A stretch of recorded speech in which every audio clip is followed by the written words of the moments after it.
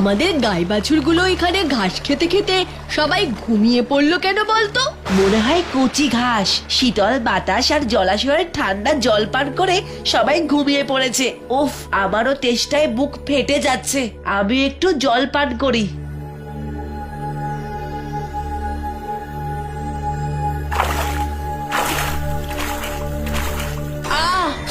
আমার গলা মুখ সব জ্বলে যাচ্ছে রে শ্রীরাম।